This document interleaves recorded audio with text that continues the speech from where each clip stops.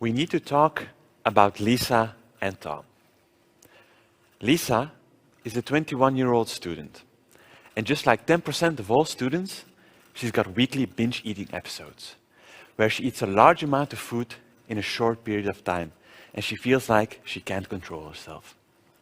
Afterwards, she feels bad, and she doesn't eat the next day, or she exercises excessively, or sometimes she throws up.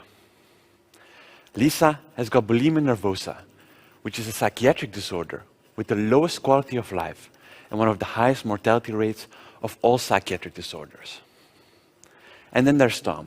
He's 27, just started working. And when he was a student, he had weekly binge drinking episodes, just like 10% of all students, where he drank 5 units of alcohol or more within 2 hours. He still does that. And in the past year, he missed work a couple of times, almost had an accident while driving, and his partner repeatedly told him to stop.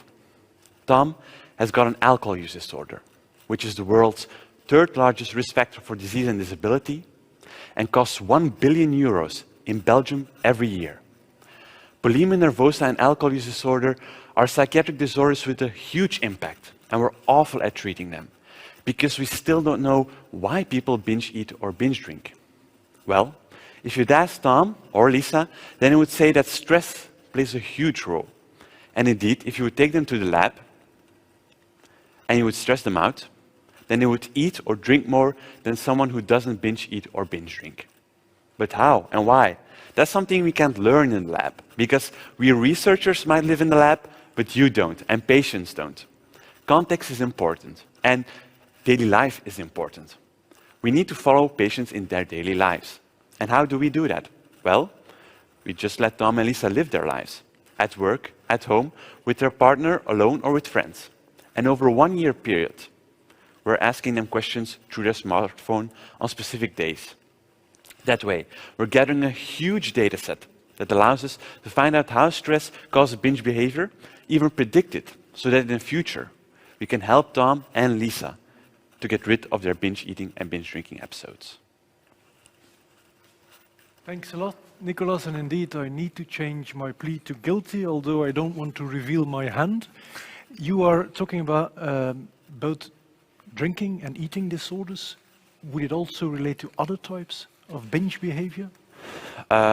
Yes, there are perhaps some similarities with other ones, like gaming perhaps as well, or use of internet. I think that's one of the more similar ones. Of course, everyone is still unique. Everyone has got, every type of behavior has got their own characteristics, but I think that eating and drinking are very similar, and perhaps there are others as well, such as gaming. But so I understand the correlation between stress and binge behavior is most pronounced when we're talking eating and drinking. Yes, indeed. Yeah. Okay. I'd like to open that to the floor or to our jury to see whether they have any questions, please. Professor Congratulations, great presentation. I was wondering, is it easy to find participants? Because you follow for a year, you have to be honest all the time. I guess it's not so easy to do that. So up to now, we've got 140 participants, out of which already 70 have finished a year of data collection. And we've thought really hard and long about how can we make this feasible for the participants. So we've got a very specific protocol, and we've had, of course, some people that said, okay, it's not compatible with my lifestyle, but the dropout is very limited up to now. It's just 10 to 15%, which is very good if you compare that to other studies, especially in psychiatry. And has it already brought insights for the treatment?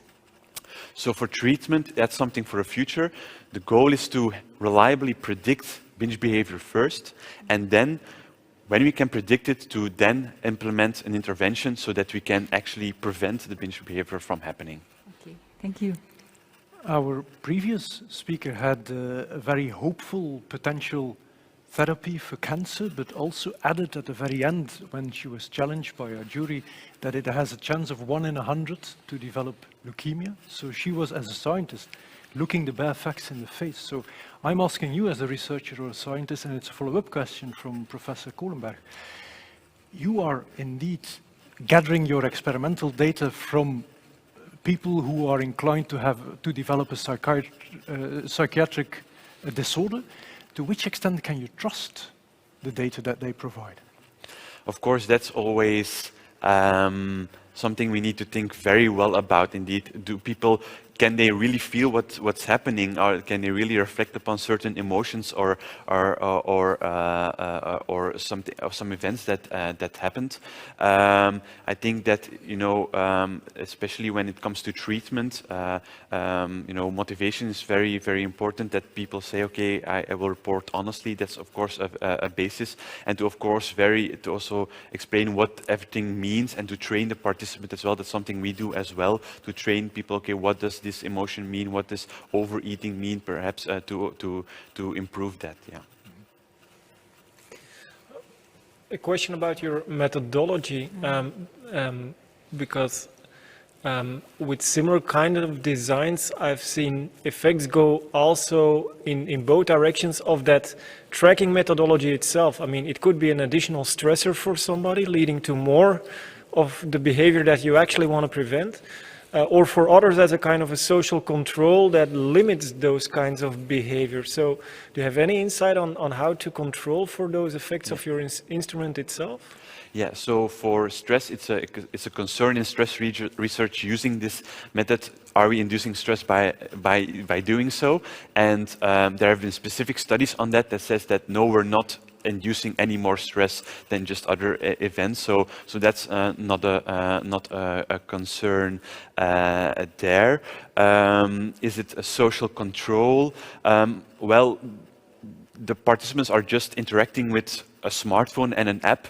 I don't know what they're answering. There's so much data that I don't.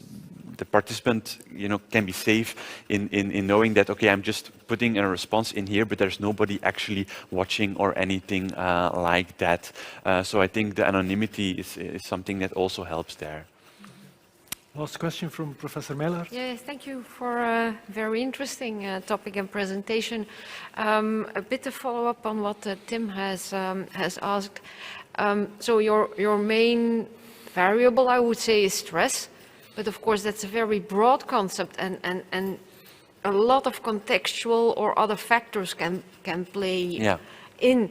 So how do you cope with, let me call it, all these variables in your study? So indeed, the focus is stress. But as I already said, we can do that in the lab as well.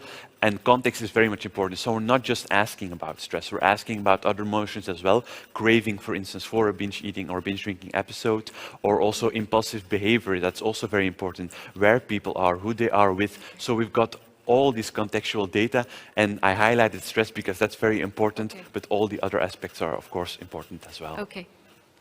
Thanks a lot, Nicolas Leenaerts, for a very interesting angle in a very interesting domain. Thank you so much.